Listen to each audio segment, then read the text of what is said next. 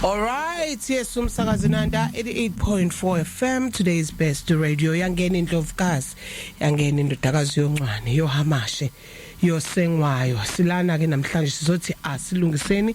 Ngihleli ke nondaba enhle sikhuthaza ukuhamba ezimisweni zikaMvelinqangi ukuzazi nokuzithanda kanye noThabo wakaSambothi. Sanibonani 23 minutes past 9 o'clock.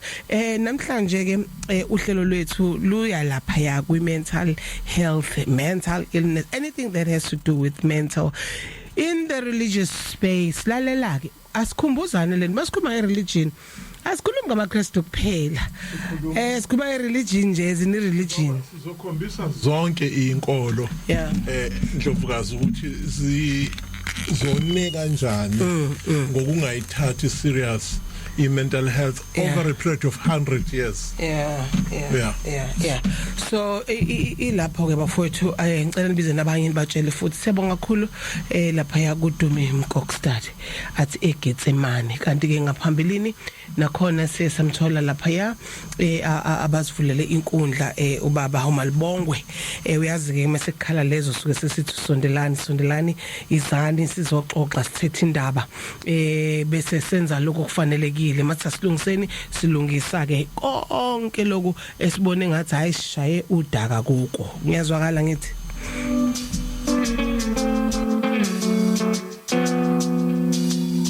alright angiphinde ke ngithi nje mhlambe ukudlula kancane indaba enhle before siyindabeni ngo 24 minutes past 9 o'clock ezidla ubhedu kule insuku eziphi ngiyazi ukuthi masisilungiseni yonke into mangabe yenzeke isuke isidinga sonke as human beings isuke isidinga as South Africans so kuyaphithizela kumbi kuna naloku esikuzwayo kwase Paris kwababa umthethwa kunezinto eziningi ezenzakalayo yazi even kubantu personally nje nami ngeke ngabona nje izinto zami ngathi ziza sonke kanye magula abantu bagula bonke umndeni wami makushona la so nje umuntu behlaselekile kulezi insuku wakwakhuluma ngemimoya ngelinye ilanga sikhuluma ngemoya nawe kodwa khona lento ayisho ukuthi khona lento ngani it's demonic on iqala ekhaya mhlambe bese kuba le area demon nani so masithandaza noma sikhuleka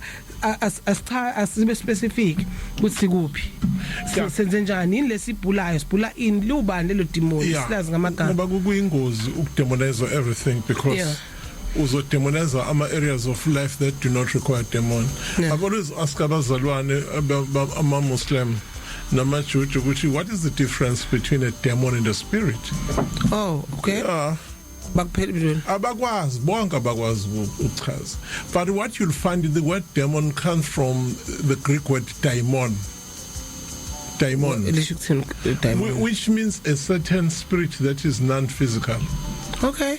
Thaba obingelele nawe nazi ngifuna nje sithi ama highlights bafowethu nawe mkhozi sine number njalo la studio 068 754 9969 yes bonke ndlovukazi umdala uvumile nakho sikhona siyabonga kakhulu hayi nawe njengoba uthi kuningi lesonto kuningi nami kade kufihla umalume khona umalume wami lapha eLamonti Grade 6 ubaba le kodwa ubesegulile ubabs baziwa kanjalo ukuthi ubabs yathi mayibongela kithi ubabs town ubabs town unipne court and discharge ngekhazayo umsesigange ithi ubabs town unipne court and discharge isha unipne court maye enkantolo ifike enkantolo imdischarge all right abantu bayibonge kodwa yangicaka ke ngoba ayibiboshwe too much kodwa idona nipne court and discharge bese khona icourt set discharge hayi kuningi kokunye ke kwenzekile CRL I saw CRL yes ayisuzongena ke yona ngokuhamba kohlelo ukuthi kune committee ka section 22 ehlanganisiwe kulona kuleli sonto mhlambe sothi ukudlula kuyona ngoba just to announce nje kwama namhlanje sibe sesiyagxila ngelinye ilanga ke topic yakho because we are siku mental health setting ukwazi ukuthi that committee ikhethwe kanjani kwenza ngizo sengathi khona futhi ababangayo ngani ke khona abapixayo ababona bazange babe khona so by dispute indaba yayo ngeke babe khona kuphi abekho kwi committee manje fanele kube khona wonke umuntu committee angazi amaKristu amamiliyoni amangaka eSouth Africa ukuthi ngempela icommittee ibiyohlala bekuzothatha another 5 years kuhlungu ukuthi fanele kube khona bani fanele angabi khona abanjani fanele babe khona khethwe kanjani kubizwe bani kodwa ngoba ilento ne-mental health phakathi iveza lokho ukuthi uyabona laba abanama health issues or mental health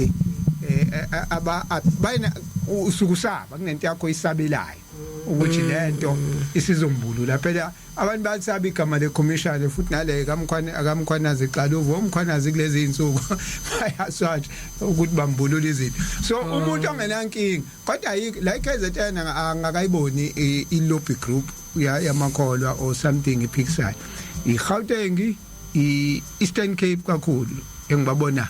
Okay no ngiyafisa ukuzothaba ukuthi kahle ikhandelwane le committee mhlambe isinikeze indaba kuba abazi bona ukuthi ikhandelwane ikhandelwa kahle ukuvikela amakholo abuzwa befundisi angithi wena Ndlovukazi uma uthisha wena ngihleli nothisha bobabili la isidingo kunebhodi says yes ukuthi ke nama kunenkinga nothisha ngiyakwazi ukuthisha ngomreporter kwi-says i-says sibe nenyunyana nathi futhi angithi ke zini ukuyinyunyana ibhodi le iphethe nini kufana nonesi kunekhansela yabo kufana nodokotela namaloya ngiyakwazi ukuthi uloya amakhona into engayizwanga kahle bese ngereporter khona amaphoyisa kuno IPD kunento ethile amaphoyisa angayenzanga kahle ngwa-reporter ku-IP before bese kuyangena ke lokhu ke kwase ukuthi ngiwavulela icala ngenzani kanjani kodwa no-IPD yangenelela but amakhono eSouth Africa awanawo umthetho owalawulayo hence ubona kufika abantu abanjengo Omothoso nombani uyazenzela nje ngaqhamuka ubalo waseMalawi nalo waseMalawi Bushiri kusakubena ngisitsha Bushiri so kunombani ufika zenzele nje eSouth Africa so uCRL uzele icommittee khethelwe amakholo abantu abangazi lona lika CRL khona into engihlale ngiyikhuluma la mhlawumbe sengiyikhuluma for the past 6 years ngiphinda amakholo wabiza iconference asathatha inkinga zawo imanga amaKristu noma amakholo ngoba asihlukanise amakholo kakhulukazi ke kodwa sizikhuluma ngamaKristu ngithi amaKristu awabize iconference ukuze ezolo regulate lento ngoba kunenkinga evelayo ebuKristwini bese ithinta inkolo yobuKristu yonke so abashayela uCRL wenze nje ngoba aba understand laba balwa nayo ubizile ke amahlelo in fact abizanga amaKristu wonke ama-Muslim ama-Hindu amaJuda wonke udinga ama-code of conduct ikhiphani code of conduct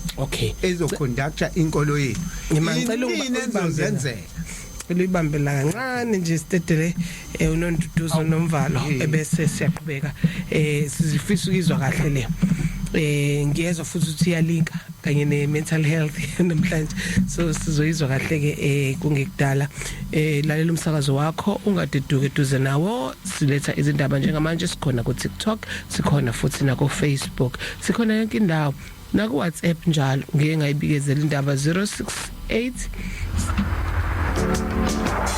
nazi izindaba zinanda 88.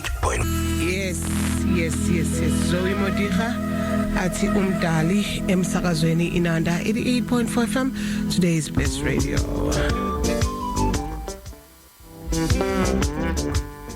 Ngikhumbuze ke inamba 0687649969 we can engage on WhatsApp. Okay Thabo sinqamule ne sisazama ukuchaza le ukuthi uCRL wasuthi kahle nawo angaza kuwona icommittee akulona CRL so kindly explain.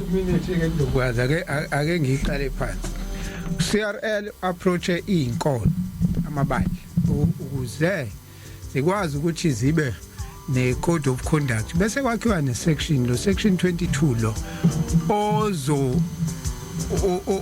ozoba into a code of conduct ukuthi amabandla noma izinkolo zisebenza kanje nakho kwenziwayo nakho kungenziwa abantu bakwazi lokho ukuze mawunenkinga wena member uwazi ukuthi umfundisi uviolate isection ethile so uyakwazi ukuhamba uyo reporter ungaba ku committee kungaba uyomvulela icala uviolate le section ethile or futhi baningi banzi izinto eziningi nje abaholi benkolo section ethizeni according to constitution now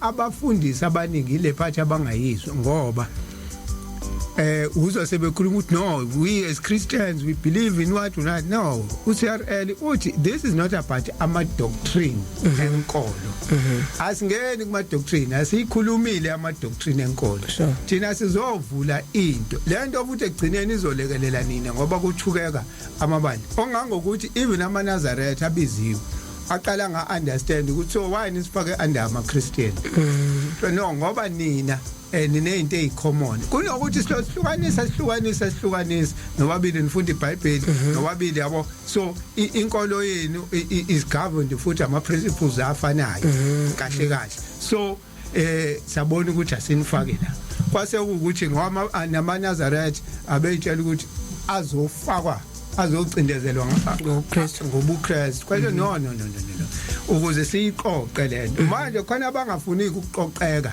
ukuthi lento iqoqeke bafuna ukuthi manje beze nokuthi bona they believe in khona ababodwa nje bathi no thina siyifune lento ayikwazi ukuregulatewa inkolo because thina lento into yobizo abakezwa ke la all right khona le part encane nje Thabo before uqhubeka kakhulu le part uthe the alama ukuthi umuntu uviolate lama sections and sections are we talking about the South African Constitution or are we talking about the CRL Constitution which I code of conduct lezokhiwo CRL section 222 committee bese ithatha iyoyisubmita eParliament ukuze ibe umthetho so azokwenziwa CRL izokwenziwa amakholo ama CRL ukudriver uCRL wona uthe na inkinga ekhona lento yenu ayinamthetho iregulating so ngeke thina sinakhele umthetho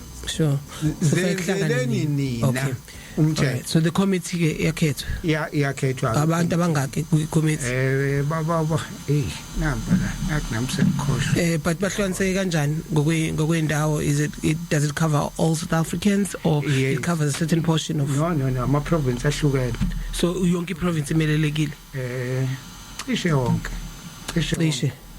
okay no where do we google indaba le information so ubani abakhethiwe iwebsite yaka CRL yeah okay khona nginayo nami bafaka nezithombe like fakwe nezithombe okay zikhona ku website yaka CRL commission okay so kahle ayi ukuyophuca abafundisi inkolo ayiyoshintsha ama doctrine enkolo ayishintshe lutho kodwa ifuna into ezoba I code of conduct yamakholo Muslims uyabona njengoba kuqedena amaKristu ibi kahle ngolesine mhla ka2 October usibilonshwa lento ethu CRL ke selikhona iCommittee mina I'm handing over committee sengiyaphuma okay uzobe senzani kubekani ke nina ke thina ke nizoloke nisithinta nje la nisidinga khona okay la nisidinga khona nina senizohlangana nihlanganise lento yenu sazohanjwa ke yonke kama province ke kanjalo kuziwa so there is this structure is the national structure and then there will be other committees per province into enjalo nje ukuthi manje sikhuluma nabanye la ngoba fanele sibazise okay njoba sesikhona ke la alright ama province nabanye ngoba ningabangazi ukuthi kwenzakalani uyazi interest yami ke into nefana lezi bamelelekile abesifazane Mawubuka nje wena ngesithombe nje ade usibuka lapha. How many are they? Ukhona oyedwa wesifazane. Angizange. Buka abaholi ke bamabandla bangaka abesifazane eSouth Africa. Angizange. Cha bangaka abaholi bamabandla eSouth Africa. Abaholi bamabandla baningi. Anginayo into ebambeka manje na. na. Into engisho ukuthi imajority masiphuma la inandi. Amabandla ahola obabubani. So vele majority abantu abahola amabandla so just abeka besifazana tebekho. Two ikhalo zizwayo makuthiwa umfundisi wenza into ethile iwona amadoda isikhathi esiningi yabo so ingobani iwona ama leaders vele isikhathi esiningi amabandla. Okay no le soyithatha ngelilanga sesixoxa ngayo ngoba i-committee ngeke yabona nje obalili ngaka uthi uzofa yingakho ke senizobuya liqale lisebenze sebeyangena ke ngoba izinto eziningi izoqhamuka nakubona ukuthi thina nazi izikhalo zethu. Okay ake ngibambe la okwamanje because ngifuna ukuthi ngene ngendlela le kadisho ngayo topic kokunye kuloko at least we are clear for now ukuthi kwenzakalani ngeCRL ngoba indaba ezisoqhulwini indaba enhle. There was a question nakwena ukunika ithuba. You spoke about world events that have transpired in the short space of time. I can tell you izinto ezizokwenzeka. And I'm claiming no prophethood. Imandla commission isazoba nama casualties. What casualties? What do you mean? Khona bazocommit suicide abanye bazoyibulala khona bazobulawa. Yeah, by the time iphela you will have a trail of bodies. Make no mistake about it. It might not. But 6 months. How many months are we now? I'm not sure about the time frames that have been put in, but I can tell you right now, by the time we pay, go back nama casualties, go back nama body bags, nyama atlete ma mortuaries, known and unknown individuals. Number two, it's sad that we are living in this day and age of information, but I warned Kusula last year. I've warned. It seems to me South Africans don't listen. Ngikhala nge-Christian nationalism, which is nothing else but dressed up in fascism.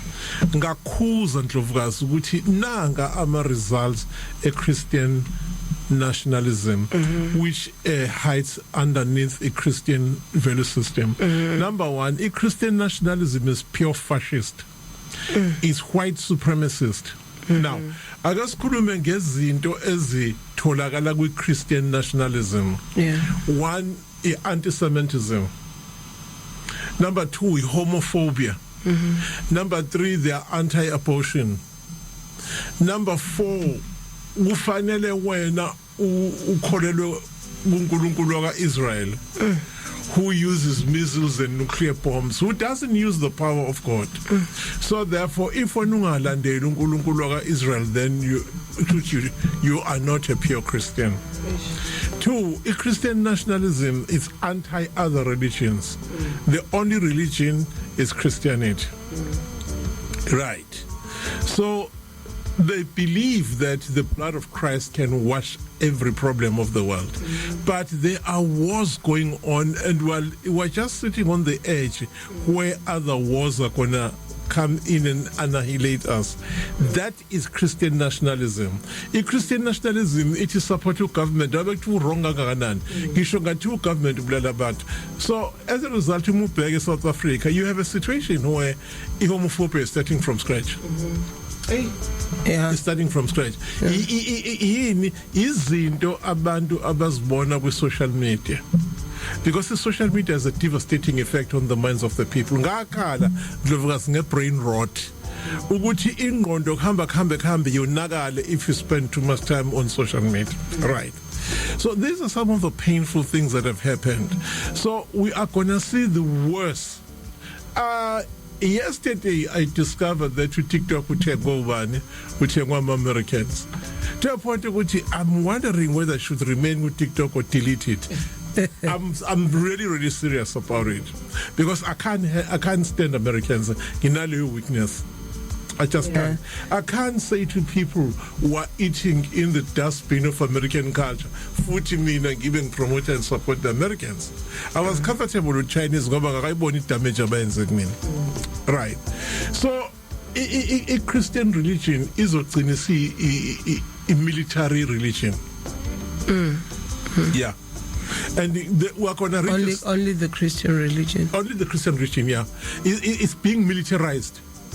And yes, once Americans say stand and moves which why should we stand, you just stand up. It is now being militarized. Islam card they are militarized. And Islam is now taking a militarism now to Britain, to France and America. Which is now causing a collision between white Americans and Islam.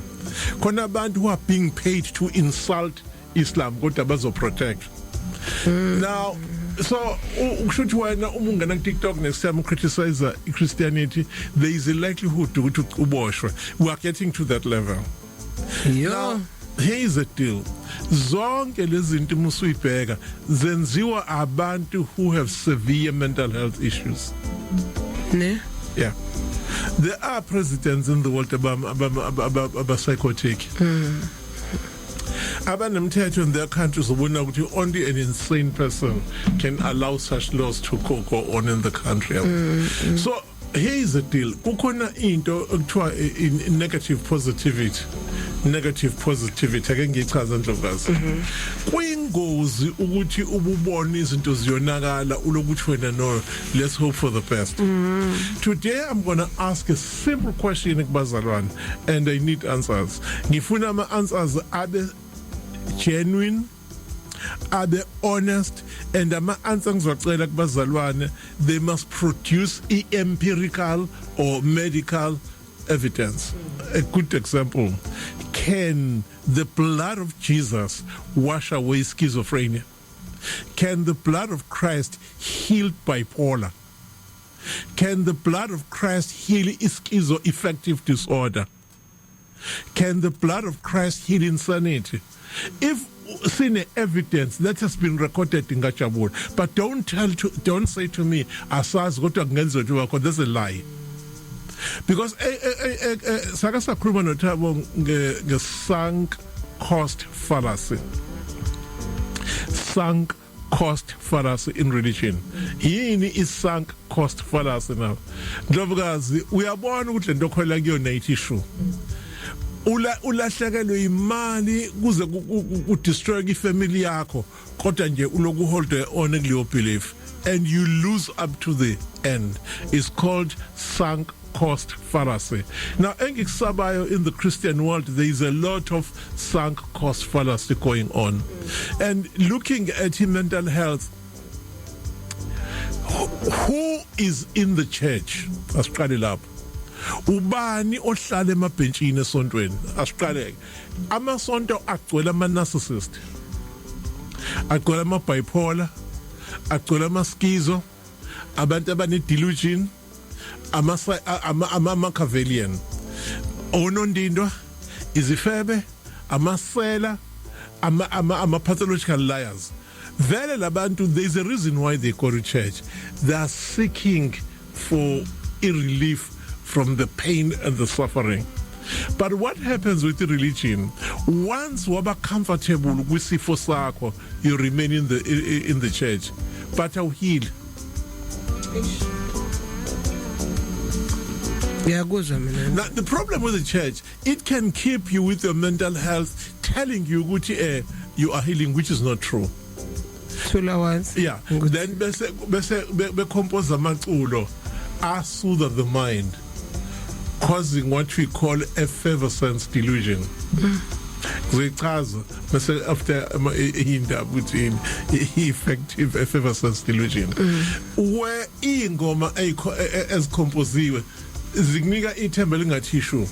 I mean, if a song says ngiyekeleni ngihambe ngiyekhaya ezulwini, where is heaven? No, what you do was, let me ask a simple question.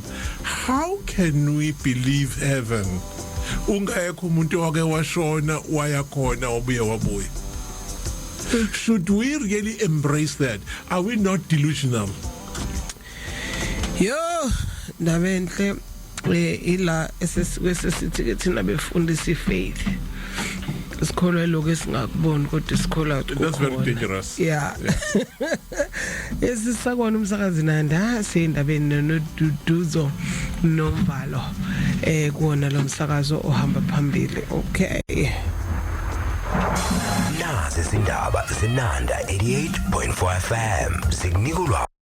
Alright uBrenda wakamntambo uthi enza kwenzeke sisho njalo nathi bakithi ezinye izinto nje kufanele ngempela zenze kwenzeke kungabe sekuba nje ukuthuleka nje kuthuleka nkosami sikhuluma kodwa kwenzeki lutho nabenhle let's continue ubusa kwindaba enkulu la kusichazela So mhlawumbe Ndlovukazi ukulekelela abalaleli bethu ake sizume ini kuma symptoms of psychosis. Yini psychosis? Psychosis is a combination of symptoms. Laba symptoms what they do to you akwenza ukuthi uqhele kwi reality. Yeah. Now akasibheke ama symptoms psychosis uqobo lwawo ke manje abantu be psychosis Ndlovukazi they tend to harbor false beliefs nokuthi uma eseduze kwesonto ngoba iyona narrative aclose kuyona baclaim umoya ongcwele. Now kodwa manje musuhleli phansi nawo sukhuluma they have trouble thinking clearly. Mekuchazela into awupheli u2 minutes si clouded in mystery. Now abathandi uku-associate nabantu ngoba bakholwa ukuthi bazoba bhiqa ngamademoni. Engeke ngikuthole okusheshe ukubona kubantu besifazane i-decline kwi-self care. Ebesethu umuntu isikhathi siloko ngiphopotha kunaso kunesikhathi sikamoya engcwele. Yeah. Bese beba nalento ke esiye siyibone sonke kodwa singafuni ukuthatha responsibility where they can't differentiate between reality and fantasy. Is species confused ukuba incoherent. Now konke lokho umubheka ku common ku religion. Now as a result uma engaphakathi esontweni abantu bebandla abangenayo knowledge of mental health bayavumelana naye. Ukuthi umfundisi wakhe naye enama mental health issues uzo testify athi lokho odlula kona umzalwane ngiyakwazi ngaqala lapho kepha ngenxa legazi leli gazi leli ngakwazi ukuphunyuka khona.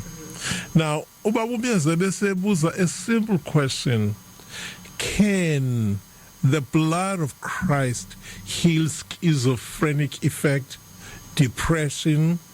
Can it heal bipolar?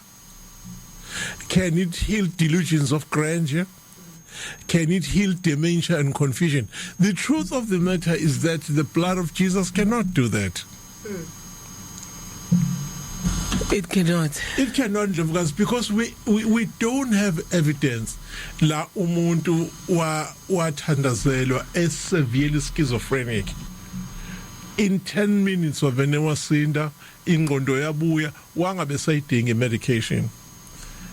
But umuthatha lo muntu umuya kuma mental health practitioners, they'll work with him, calm him down, lower the tone and prescribe relevant medications, psychotic medications azomsiza ukuthi akwazi ukufunction. Inkinga usedinga abantu eduze kwakhe abazomlekelela benze sure ukuthi uya adhere kwi medication. Now uma nizomthatha nimbeke esontweni ningamniki medication lokhu nimthandazela ingozi eyenzeke sure iba severe ilokhuza psychosis agcine sebona ingelosi agcine sejudge abantu. Now awubheke angithi vele labantu abala ngaphakathi esontweni ebayagula banama mental health issues avene aphakamise phakathi inkonzo athi ucela ukukhuluma ufikele umoya engcwele akhuluma izinto ezibucayi azikhumbula ezayihletshwa ake ngiphinde futhi akhulume izinto ezazihletshwa bese mthi uzwile ke uzwile phakama moya ingco kanti umuntu uschizophrenic yo yeah bathini phakama moya ingcwele kanti schizo phakama moya ingcwele kanti umuntu uneschizo. You know, now here's something that I normally say. If your pastor is bipolar, there is a lot of damage angayenza ngaphakathi kubazalwane. Ngizolonga ubuzile umbuzo. Can the blood of Jesus heal bipolar? No, there's no evidence. Kodwa ngikwaziyo care, treatment, and bese kuthi ama members of family akulekelela kusupport in your medication intake and adherence. Uyakwazi ukuadapta ufunction as a normal person. Nokuthi ke ndovukazi sinayi evidence abangane bethu ababipolar. Ngenxa yokuthi baseduze kwabantu abanakakelayo, we are functioning with them. In fact, in South Africa KZN, there's so many bipolars. And some of the bipolars, they go on social media and cause damage. Yeah. When bipolar, TikTok can cause harm. I can clean the food. If bipolar, TikTok live can cause harm to the people. Why? Ngoba with population. Abantu about 200,000 abagula emakhanda nabo njengaye bazovumelana naye. Yona ingozi indaba kungazi mfethu. Yeah. Ngoba nomuntu ekhuluma uma ungazi nje ungazi nama symptoms ungazi ukuthi umuntu mekwaqala kuthiwa ena bipolar or unjani uskizo tontoni akwazi nokubona lokho ubone ngathi hayi lo muntu right. Khona amanye ama bipolar am support. Oh yeah namanye ama delusionals am support kahle kakhulu. Baze bamthophe egula kakhulu. Yeah. Nazo zibe you know ndlovukazi ukuba on social media uthuka inhlamba. What is that schizo or is bipolar or schizoaffective disorder? That's delusions. So inkinga ngengiyibonekela ukuthi abantu basuke bamsupport. Kukhona abantu recently abakhulume nge-rapture. I was disappointed ukuthi khona abantu abayisupportile i-rapture. Kwase kuthi abantu abane background ye theology baqhamuka bazocorrecta le situation. But guess what? Abalalelekanga bona. No abalalelekanga. You know that abalalelekanga laba abachaza bakhuluma ngelunar calendar bachazile ukuthi the calendar that is being used is not the same calendar that used to be. Yeah, bachaza ukuthi namanje abantu yazi still don't understand ukuthi sisenyakeni omusha manje. Exactly. So what is happening Ndlovukazi that ukuthi schizophrenia has got into the people. Khona abantu abayebathe esontweni when you see here you are seeing Jesus standing. Yeah. I'm representing Jesus. Kodwa futhi ngundaba enhle. Ungadideki ke mzalwana sa hamba nami manje hamba nami. That's schizo.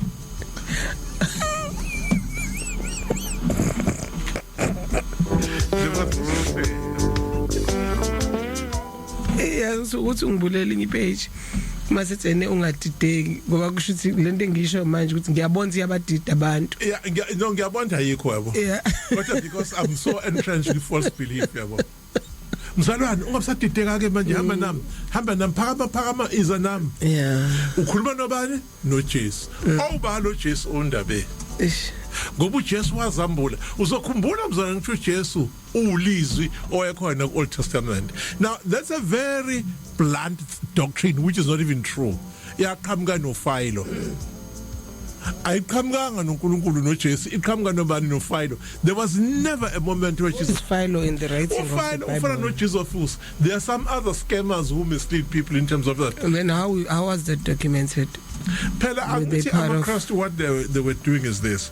They were collecting every material that will give credence confirm izinto ezashiwa uPaul ephepheleni. Yeah. Ngoba uPaul uclaim ukuthi uyamazi uJesu. Yet historically we have damning evidence which Paul did not see Christ. Okay, ungakhohlwa uPaul wayenebipolar. And how do you know that? Izonke into zakhe yabona, how would you contradict Jesus Christ and claim to have seen him? Usha umbani. Awuboni ngani into kaPaul zihamba nqini nabantu beschizophrenia. Yeah. Mhlawumbe azidabenhle Sorry, not bipolar, schizophrenic. I think Paul was schizophrenic, okay. But a highly functioning schizo.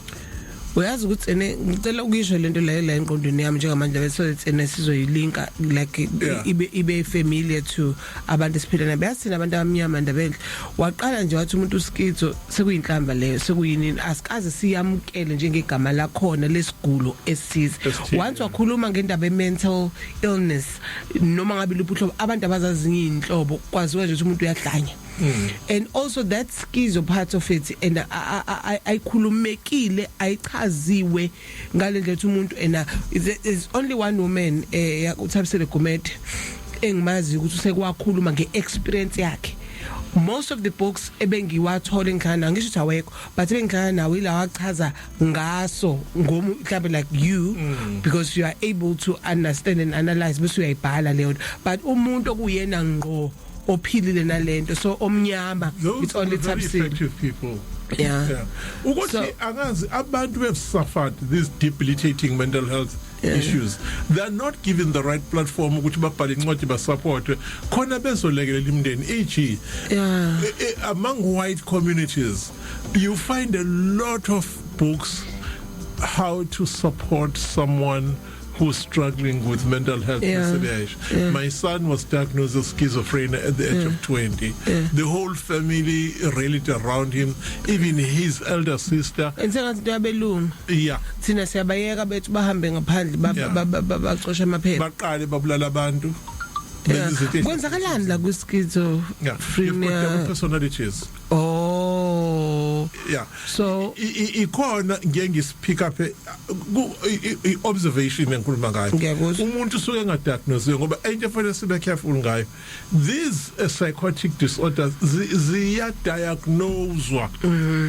Ziyadiagnoswa. Sokubiza ukuthi asinake thina bese siyayixoxa nabantu abaziyo. Kufanele uhlale ne-psychiatrist yakho, a clinical psychologist wakho athi take you through using i-DSM.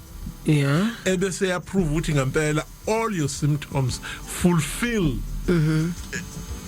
depression. Okay. But umusu eqhubeka now azamfikise kuleyo type of psychotic disorder that you are actually presenting with. Okay. Yeah. Now inkinga soba nayo kuma religions. You see with Jews asikhuluma ngeJudaism. Judaism Israel there's a lot of trauma ngoba labantu bahlala bene predisposition.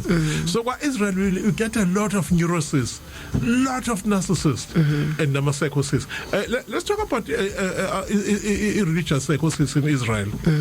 There are many clips that you see of young Jewish children spitting on the faces of ilocos Christians. Young. They were fella. Even number middle age. But it's in their belief system. Uthi fiber fell under that. I'm a Jew, Orthodox Jew. They see Christians as idol worshippers. They say they adore a phony man called Jesus who claim that he'll come back and rebuild their temples. Oh, konje kwakuvele kunaleyo nto esiqaleni so they resent. Yeah. Despite that is why kubona uNetanyahu and Trump they are trying to create a strong Judeo-Christianity which is not going to work. I must just say it now, it's not going to work. Njavukazi ukuze wamukeleke kwi-Christian fold kufanele udumise uNkulunkulu kaIsrael angithi uma ungathandaza uNkulunkulu kaIsrael you are not deemed or seen as a true Christian. But ake sathe labo uNkulunkulu bakhona especially uYahweh beno El. uEl kwakuyi bronze statue. esngenasandla esitheka nje i-bronze kwakuyi-bronze. Later on ngesikhathi seqala i-monotheism u-El was disembodied wanikeza umoya ongcwele kodwa istatue sama. Okay. Uyawe kwakuyitshe a pure stone which was disembodied lanikeza umoya ongcwele. Lase waqala ne-girlfriend u-Ashira ungakhohlwa lokho. Kwaya ngesikhathi se-monotheism u-Ashira bamlahla. Wasala yedwa ke as a masculine, homophobic, anti-Semitic. Ubando. Uyawe. Okay, imanda Warmonger. naku confusing. Uyawe uthiwa i-stone. Yeah, kwakuyitshe. So girlfriend U-Ashira. oh i-stone ntombi. Yeah, Ashira. There was another female stone called Ashira. Oh, stones nje if you talk about yeah. But ngesikhathi se-monotheism abantu abaningi baphapha kuma religions that history isifihlekile. It took researchers to go back and start, was Judaism monotheistic? No, it was henotheistic njenge Christianity. In there Ukuchaza ukuthi udumisa onkulunkulu abaningi. Kodwa ubusuba nomdali oyedwa. Njenge Christianity, Christianity nonkulunkulu abaningi. And one of the demigod abamdumisayo uJesu. By the way, who did not claim that he was God? He was made God by Paul. No. So, mina, for instance, I diagnosed to Abraham as very narcissistic, Sarah as very narcissistic. Sarah mna wangixaka. Sarah uthatha ingane yabantu innocent asuka naye eBabylon. Uza nayo la ulalisa nedade yakhe ndile kusenguseyixosha futhi. That's very cruel. So Sarah, boom, had mental health issues. Analysis yakho. Yeah. He had severe mental health. How do you take an innocent woman, umlalisa with a husband? Isn't that pornographic? Very pornographic. Yeah. The next thing, that's sadistic. That's a mental health. So, kumina wa psychopath, sir. Okay. Yeah. All right. It's Andukju. Let's have us no 2 minutes. Do you wanna have an input? Kodwa muzuTimbani phela uhamba naye. Inkinga into yama leader anama mental health issues. Ana into eyiningi ke njengoba echaza uTimbani abonakala ngayo kuya ngokuthi ke nebandla linjani i-members zona inawo nama mental health issues. Inkinga enkulu edala ukuthi ukube bukhona ukumbona uma iflock inje ukuthi iphethe umuntu onjani. Uyazi i-Christianity in particular neinkonzo ezifana nomNazareth angithi inkonzo zabantu abamnyama zine challenge ukuthi abantu abakholwa khona baphenduka ama victim kalula ngoba basuke beyisokuhlupheka basuke bengayisiwo ukuyofuna uNkulunkulu. Amasonto amaningi nje abantu abamnyama agcwele abantu abanama mental health issues abangwa into ezihlukene abangokuthi waphelele umsebenzi udepressed unjani uyitshela ukuthi enkonzweni la izofike athole khona ukukhuleka ngokomoya athi uyafika akafica nomfundisi mental issues. Okay, Sebo. When we return, more of the music you love. Amen. Caiphas Semenya athi mdali wethu asithandaneni kube nokuthula. Uyayizwa nje bikhuluma nje uthi ngempela ukubambana nokubumbana kubaleke ngaluphi uhlobo. Thabo ngigcine ngikuvala la. Yes, ndlovukazi sibonke. Sengibuye ngikhohle ukuthi angihlele leso sihlahla ukuthi mangiqala njalo ngaze ngathi ngalo ngisho nokuthi kwinanda 88.4 FM WhatsApp number hayi wusho Sara 0687649969 bangakhohlwa abalaleli ukuthumela uWhatsApp nokudownload i-app yethu inanda 88.4 FM yasiza yawo mangikude nje noma akuthuke uzokwazi ukuthi uyithole inanda FM kongathi ngahlala njalo dlula kuyona imnandi yeah ndobukazi into enjalo ukuthi thina ke amabandla esikuona siba nale inkinga ngoba isikhathi esiningi sisokuhlupheka uyabona nawo i-marketing strategy amabandla oyibona qala inama product amasonto abelungu ngakwaficela ama product anama product why analama product amanzi yini oil yini because aphethe abantu abagulayo isikhathi esiningi abadinga usizo azokutshela ukuthi waza kunenkonzo yokuphila uzani nizothandazela unigulayo kuze abantu abagulayo bazothandazela abantu baningi vele bayagula kulethwe abantu kunenkonzo yakhe but abezi abantu einkonzweni zabantu abamnyama purely ukuthi bafuna uNkulunkulu sifuna ukuzwa ukuthi uNkulunkulu uthini so now makufika umuntu ongenayo inkinga esontweni ukwathanda ukuba inkinga kakhulukazi kumphathi ngoba umphathi udla ngabo labantu abagulayo bazophazamisa uzophazamisa lo ngoba unemali une business noma uyasebenza ufuna ucapacitate uza nama idea futhi ukuthi asizala kwabantu mfundisi yabo bahlale be paranoid bahlale be defensive bahlale besaba because yebo bajwayele labantu ababaphethe ngefear futhi na makufika umuntu ozoza nama idea ukuthi hey mfundisi ngoba yabona ukuthi abantu abaningi abasebenzi la abantu abaningi manje eyana mina ngingayifaka imali engaka siqala iproject ethile amabandla abafundisi abafuni kama project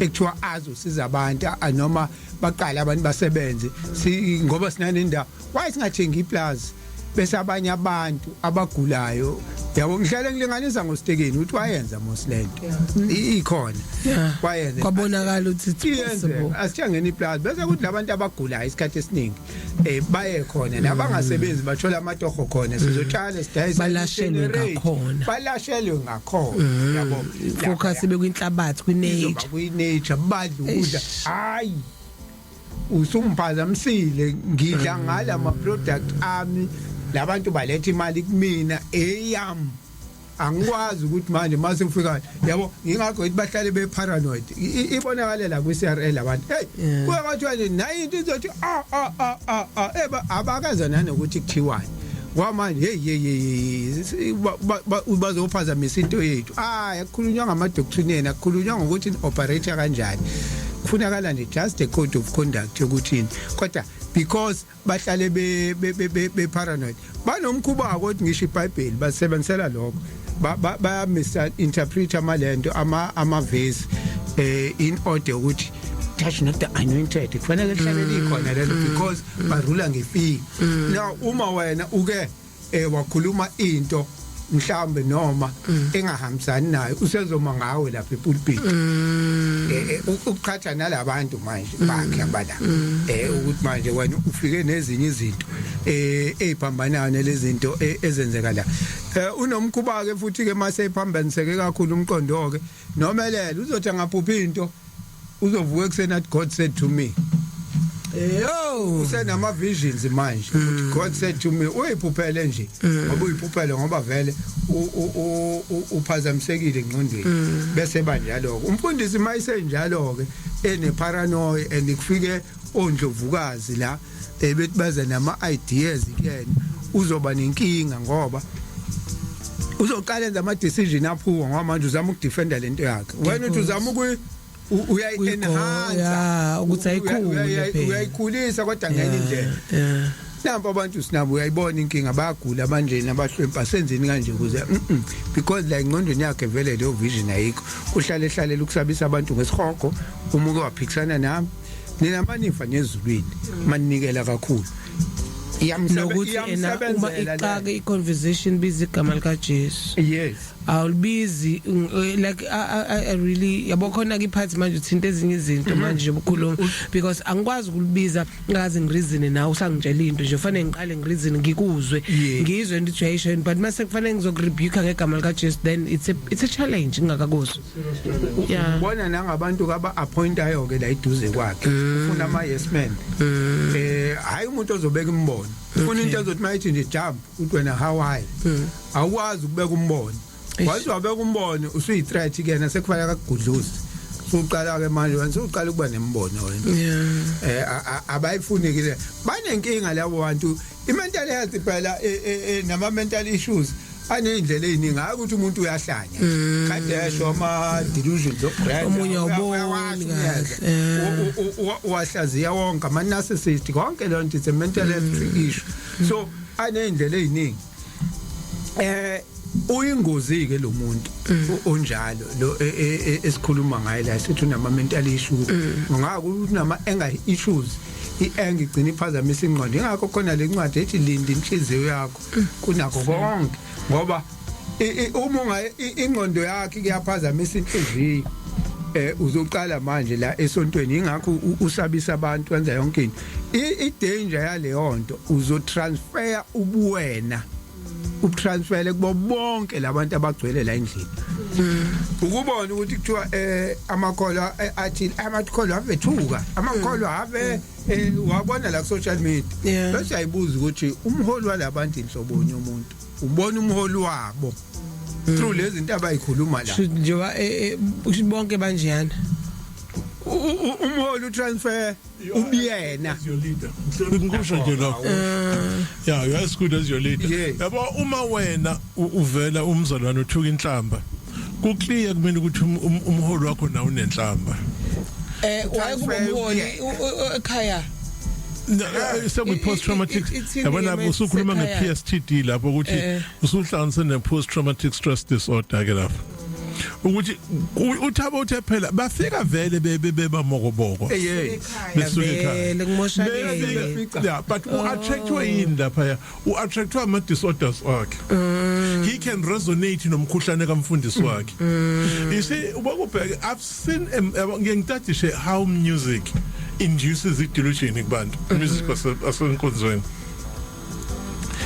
gospel yeah think of something called collective effervescence then uzoyibona le nto you see yini collective ake ngichaze yabo naba abantu intense feeling hallelujah bavele baqale bakhala abantu bathi izandla involuntarily akekho ukuthi abenze njalo aqhubeke you feel it nazia hallelujah ahambe kanje yabo nje behamba kanje stage ni microphone yangala nangala untombazane lokho ekhuluma la he's gathering your attention fanele anibeke ku state of vulnerability okay ayakafika i-climax ya song yabo eculo uloke eshaya nje ngo hallelujah up until everybody nobe hleli phansi after 5 minutes kusukuma wonke umuntu and they all reasons a smart mfundisi want okay I've got them ebese yaqala ke umfana upiano athi give me kitty avene umfana asuka give me strings why funda why understand the collective effervescence yabona ke he has 300 people listening to him. He can tell them goodbye izinja abahlakanipile ba stupid bazok accept. Ngoba zothi hard as it was kodwa ukhuluma iqiniso. Ngiyibuke phela into ngiyibuke ku Charlie Kirk. uCharlie Kirk was a racist, cold-blooded hater of black people. But akadefendwa belungu defendwa abantu abamnyama. Jesus. uCharlie Kirk simple. Actually, what syndrome there? Anglophobia, in the white man syndrome. Uthi uma ngibona a black pilot. Stockholm syndrome, yes. Uma ngibona a black pilot, one thing that goes into my mind ukuthi utrain web. Is he qualified? Chuthi uyasaba nokungena kuloba no. Uthi it's a young man inkinga yenu nina abantu abamnyama you run away from your families. The majority of ingane zenu esikoleni they struggle with spelling and speeches ngoba baba bekho. But now there's a danger lapha uqinisile siyayazi leyo nto ukuthi absence kababa it impairs the speech of the child. You know that. So awuyiphinde le nto ungekho baba ingane uzalwa isengane is impaired, yeah. Ngempela. Because the child's ears should hear both the mother's voice and the father's voice. They should both speak to the child. So ingane izwa amagama awu 60, an average 4-year-old must hear a minimum of 180. That is caused by the voice of the father and the voice of a mother. Yeah. lezo ke they are motivated, they do well at school. Now a collective favor sensikendevukazi kothi ke uma nonke senikhana seniscreama ebesefuna imali ke emva kwalokho enizoyithela ndlevukazi nizoyithela le echo uDimbane ibalekile because le kade sisho ndlevukazi ukuthi ibandla mirrors ibehavior kamkhulu wabo bese libeleyo ubabuka ngishizo it mirrors abaholi naku namhlanje sinama commercial kuthiwa abaholi bayigebengu igebengu izwe lonke uthola ugebengu everywhere because they are even mirroring abaphathi babo abantu umphakathi noma abavoti labantu ababavotela benza exactly nababayenzayo phansi you mirror leyo nto so nalama kule space sesonto you gonna mirror your leader or leaders ufane nabo wenze lento abayenza so ayisikhathi sekhonyana ngiyengithanda ukuthi ke masikhuluma bese sidlula naseBhayibhelini ngoba izinto enje bezikhona uke babasho noDimbane abanye uSawuli Nkosi inkosi uSawuli nayo ike yaba nenkinga ye-mental health ngalesikhathi isithe uphambana noNkulunkulu emva kwalokho wasengenwa umoya omubi waseba nokuphambana kwekhaya yes incwadi le kaSamuel oqala mawufunda lapha 16 to 19 uzokuthola lokho ukuthi kwaze kwalanda uDavid ukuthi akamshayela ugubhu kwalento ekuthiwa isound therapy ngike ngahamba ngayo yenza hala kubhalithi iyasebenza leyo definitely ukuthi amsize ngesound therapy uNebukadnezar another leader in the Bible owangenwa ukuhlanya uyamkhumbula ukuthi wazohamba ohlala ehlathini uNebukadnezar esedla nezimbongolo wayi ke yena ukuyiphakamisa ukuyikhukhumeza ukubaboneke nayo kugcina sekukuhlanyisa ukuyikhukhumeza uthola ukuthi umfundisi usemkhulu kakhulu ngalezi imali afidwa abantu agcine seyikhukhumeza kade babona nabo ubhushiri definitely baningi nabanye umthothi akasathinti impela usemkhulu kakhulu agcina ke lento isemphambanisa ikhanda usethatha wrong decisions sekwenzeka izinto nje la because usemkhulu usedlula uNkulunkulu abe nama mental issues emva kwalokho ukuyikhukhumeza kukodwa nje kuyahlanyisa ugcina uba nama mental issue esiyasimthola engcone eBhayibhelini encwadini yamakhosi okuqala moyifunda lapha ku19 Eliya wathi wayibona wayidiagnose ngenye indlela uEliya ngoba wathi kade ephuma empini ayiwaziza ukuthi khathele uselwe kakhulu wayohlala phansi wathi hayi ngeke uNkulunkulu sekwanele manje ngithathe uyayibona ukuthi ngendlela esengiyiyona it's enough ngizogcina sengenza izinto ezirong ongcono ungithathe manje hayi wahamba walala phansi kwehlahla kwafika ingilozi kaNkulunkulu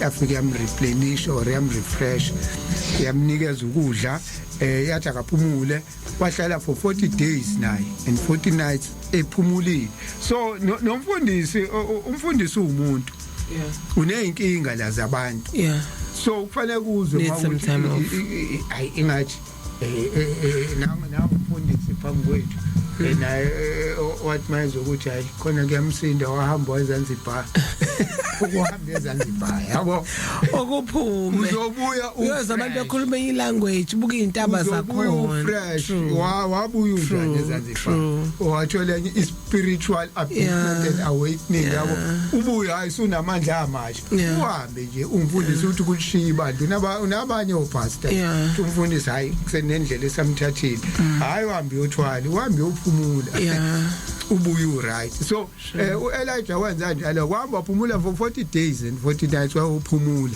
uNkulunkulu amnikeza lo break cha uthi uphumula ubuye lo manje wabuye refresh esebuka ngene indlela so kukhona ezinye izinto umfundisi athi mayizenzile angabe uJudas Iscariot wayengumfundisi wayewupastor kaJesu ko-pastor bakaJesu wadayisa ngayo wambulala yamudla wayenza incwadi ethe linda inhliziyo yakho kunaka konke yamshaya unembeza wasangana ikhanda wabongcona ngathi athi intamba ayihenge kwangcono ke ngoba wayihenga ukuthi nike umuntu okozothi eshawa ke yinkinga zakhe abuyazo ezithulule ebandleni azama ukuba strong abuyazo ezithulule ebandleni lezi inkinga yazi ukuthi konke enginothisa nje uyikhuluma ngalama characters in the Bible ukuthi ene la bephumula khona sesihlahleni kwi-nature elikalo mzuzu la uma ukukhuluma nge-nature nje kubazalwane abanye hayi usumuntu wezangoma usumuntu wani usukhipha abantu bafowethu sisenkingeni yes uyazi ke lento yena nje wabona ko ezibhedlela kunama ward athile akapendwe ngogreen uyazi ukhala green ukwenzani engqondweni yomuntu yabo kakhulu lama ward anabantu abagulayo ngayingqondo nama ward ezingane ezibhedlela wonke blue bese kuba no white reflecting isibhakabhaka namafu khona ama psychology azokutshela amakhala enzani once wabona ugreen umzimba usheshe uhile or ingqondo isheshe ngoba itshela ukuthi seyihlahleni ihlahla gives you oxygen nature gives you ukuba phansi bahamba belungu babone behamba ngenyawo baya ground kumecatshula ground ahlale kwi nature phansi thwele yonke lo they love waterfalls amanzi yonke into that's why ke bezokupendela ngo green indlethile ukuthi kuzofakwa abantu abanezifo ezithile la ngoba ingqondo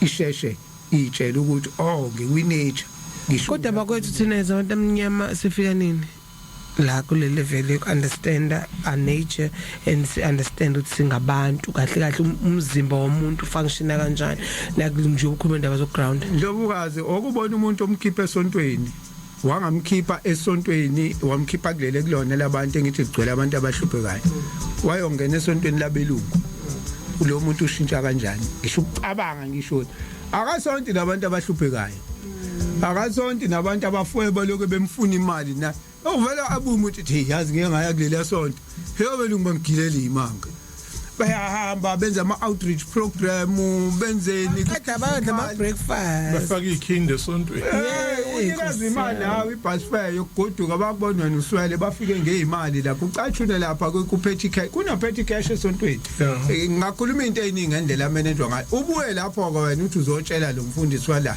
elokishini ukuthi khona into esengiyifundile lapha uyazi lapha barani bandanje akafuni nokusondela nokuyifunda leyo nto hayi sisenkingeni kodwa ngiyacabanga ukuthi konke okukhulunywayo esikulalele it's an eye opener mina ngiyengithathe kanjalo masikhuluma la sivulelekeni bafowethu singalaleli ngendlebe ukudefender ukudefender ke in this case akuvumelekile ngoba sibuye sichazele ngoba all right everybody has a dream everybody has a dream bakithi sonke siyaphupha ngabe siphupha lento eyenzakalayo bakithi into sesiyibuka ukuthi kuyoba kanje ezweni kuyoba amabhedwa nekunje sikhona sithule sekukhona sebelwile balwa belwele ezinye zezinto ezibalekile empilweni thina sisibayekela nje kanjalo kube ibona kuphela abagcina benjalo namhlanje ke uhlelo lethu sila kule yokuthi mental health or mental illness khona la ku religion isikhathi sakho ke lesimkhozi 14 minutes past 11 o'clock asikhulumeni ake sikhulumeni siyalungisa asilungiseni nansi ke inamba ka WhatsApp ebalekile ke ukuthi uyibambe ebese uyathumela iVN wonke umuntu uvumelekile 068 764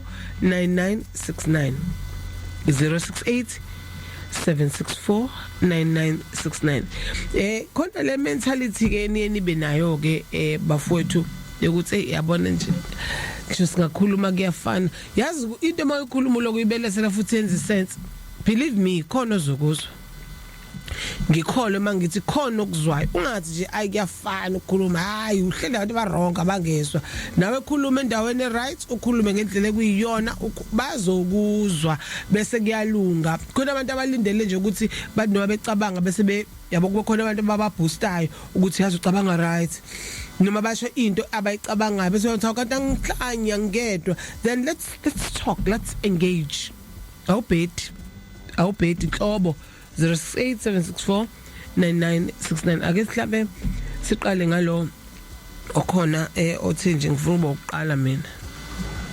Ngiyabingelela bonke abantu abase studio. Yabo le ngoma ade la ka Babu Kefas Simenye. Le ngoma iyakhuluma yabo mawuyilalelisisa kahle iyakhuluma and konke lokho ekushoyo ungathi ikhuluma nathi thina abantu abamnyama ngendlela esinhlaka ngayo. So kusho ukuthi isitha sabona ukuthi sesinhlaka sase singena kalula ukuthi ngempela basidestroy njoba sidestroyekile nje. Hayi khona kunzima umuntu omnyama ukuthi kabe umqondo uyokwenzakalana ukuze abone ukuthi le ndlela esiyona ayikho right. Angazi kodwa akasithemba ukuthi hayi ngolunye usuku abanye abantu bo zonke lezi zinto esilandelayo engezona ezethu azisidingi. Ngiyabonga kakhulu noNdumiso Dlamini lo eDube Village. Siyabonga Madlamini, siyabonga Squeezer wethu.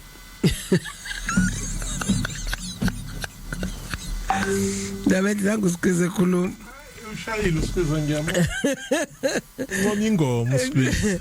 Uyayizikhuluma. Yes. Is anything like cause sikhuluma mental health? It is the elephant in the room ngempela futhi abantu abangafuni. No, it is the elephant in the room emabandleni because abefundisi bayanqaba especially igenge kamoya mina ngazi njalo. Labantu abaclaim izambulelo noma ingcwele it's a damning evidence of ama delusions. Yabo.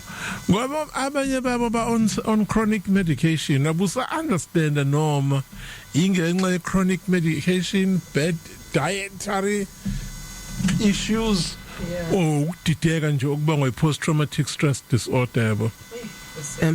Mhlambe indaba enhle uma singayisho lento mhlambe kuzoba right ukuthi ke siqale thina abazalwane nayi I commission CRL Cultural, Religious and Linguistics right. Cultural okay CRL inkolo nelimi CRL yabona nayi sithi akwakhiwe imizimba so thina abazalwane ngabe sisazoma kuleyo kudefenda noma sizohlala phansi ke sibheke ngempela even in our spaces like ngicela ningizwe mangithi angisho ukuphumani but ngithi thathani responsibility yokulungisa njoba ngilongibuza lembuzo noma njoba ngilongikhuluma noma ngoba nami nje ngihleli la nje I'm one of abantu abagqoka ukhololo therefore I am a Christian so noma ngokugcotshwa kwami I am a Christian but nami ngidelusional ndabe ngoba manje ngingagcotshwa ngafa ukhololo but manje mina into eziningi ezinye ze religion zibuye zingishaye more on the spiritual side on the nature side abafundisi abaningi ndlovukazi bazoshawa AI ayizobakhipha ngefastela ushelo kanjani kulento engibuzayo enkonzweni phakathi uzothi mekhuluma into engekho umfundisi oveninga abantu bangene kuGoogle abaqala Google abanga uhleli nebandla uya indoctrinating them ibandla lonke lebuthi uyasibhedela lona ayikho yonke lento ayishona abasiza abantu abasanikile phela bazoqhubeka because abanayo alternative bathi kwakona nokubona akona ke ukugula ke kodwa ke kokona ukuqhubeka endaweni where you see ukuthi wrong yonke ke nje lento attachment to disorder is amazing. It's an attachment to disorder. Yeah, very amazing. Uma usujela kakhulu indawo engcolile indawo clean iphisa off ne. Yeah. Ngokubheka abantu abahlala in most filthiest places. Abafuna ukuthi abayithandi indawo eziclean. Ilo ukuthi neke fika endaweni eclean uvene ngamabomu alahla iphepha. Hey, ngoba ufuna ukuacquainta lento le ayazi yongcola. Hawu masasagula sekukuningi kakhulu masengisana qhubeka ngibuza. Ku mental health issue lesikhuluma ngayo suku mental health month vele. Amabandla anama amanzi yini bakhuluma ngalezi zinto njengoba bethi yeka amaphilisi kanjani bakhuluma ngalezi zifo lezi zenyama zokuthi sokulathandazela uphila iBP but they don't deal with the mental issue. Abakwazi ukudiagnose umuntu one mental issue one problem kunokuthi bamdiagnose umuntu one mental problem bambona as a soft target yabo njengoba ephazamisekile ukuthi bakwazi ukumilka kahle ke lo ngoba akekho stable engqondweni so isonto lifuna umuntu onjalo ongekho stable. Could it be placebo effect? Abafundisi bashanga placebo effect. Yeah, bakufuna ungabi mental uma stable ngeke bakubambe. Akekho umfundisi othanda umuntu intelligent or healthy or independent. Hayi guys ngumfundisi thanda kuphela wena ndlobukazi kwazi ifa ngalokhosi. Akekho umfundisi ngiyakutshela mina Ndlovukazi. Enko esontweni lakho uma umfundisi awumdingi umuntu ohiled uzomenzana. You are one out of how many when ufuna abantu abazoblekelela. Hayi mina ngifuna kukhulu kodwa out of how many ingakho ke uDimbani umuzwe ethi abe ngoba wena a drop. They are a drop in the ocean. Yakhumbula qala and I don't matter abanye abazothi lo ndabe no maphula abahlukisi no Thabo lokho ezoyibiza kumfundisi la ebhed umuntu. So ngoba ndiyakhuluma ngosela babefuna ukugcina abantu aba emotionally impaired ngoba kulula ukuba control. Yeah. Ngoba kumuntu osilisa laba ababamba laba njengalaba bakuthiwa babamba ama-slay queen ufuna umuntu oswele uzomanipulate kalula enze noma yini ofuna ukuyenza. Awufuna umuntu osibhama o independent onemali ukuze kuthiwa labo sisi abanemizi nezimoto bashimile ngoba lezi enemazi yabazi ukuthi ngeke bamanipulate kunezinto zakhe ifuna umuntu oweak. Nabafundisi basebenza ngaleyo nto le ukuthi bafuna umuntu oweak. Yebo ingane shoda ngemali yokuregister bayiqeda bayiqoba befundisa. Okay mhlambe ke lesikhathi besafisa ukungena nangu umuntu sanibonane siyabonga izifundiso. Okay ngicela siye khona Thaba. Sanibonane emsakazweni siyabonga izifundiso zenu siyabonga kakhulu ngokwazi ukuthi kanti imibala isho something sengizopenda ngogreen nami endlini yami siyabonga. Uqala ucheck ukuthi uchaza ukuthini. Imbali yacheck ucheck imbali uzokwazi khona no AI kade ekhuluma ngayo lokho ukuthi umbuzo AI imbala okungapenda ngayo into ukuthi ichaza ukuthini uzokutrain imake nangu lo othimolweni ngizokhuluma akafanga ngama Nazareth ngiseyingane akafanga ngiyaguga manje kuloku kwaphatha amadoda akusiyo mental issue of fear of women natural intellect. Ngiyiphendula le abuke ngayiphendula kwa idinga impendulo phela isigcino uzothi angithi nje ibandla kunezikhathi ezithile la umuntu wesimama engakwazi ukuma ebandleni noma ukwenza into ezithile ngoba linalendlela elilokhuza ngayo sikhuluma ngebandla njalo noma ungaya ngisho eBhayibhelini abaprofeti uyabathola nje abaloku bahola amabandla kusuka hoMose ubani uAbraham uJesu ubani vele into vele njalo ubukhosi lobo bukhona isikhathi ngikhamba kanjalo anti mhlambe kuthiwa akekho owesilisa bese kuthiwa ngena ke Ndlovukazi ubani bese iyabamba until ukuthi kwakwazela umuntu wesilisa aphinda aqhubeke futhi. So i-patriarchy is dominant. It's dominant. Yeah, asivumeleyo ngakishintshe leyo ukuthi ebandleni lokho eliphethwe lokho ngoba kuvodwa. Ayona into ukuthi kuzovotwa ebandleni kuhlale kuvotwa. Papa lokho asuka nje amadoda. Manje angathi ebandleni lamaNazaretha.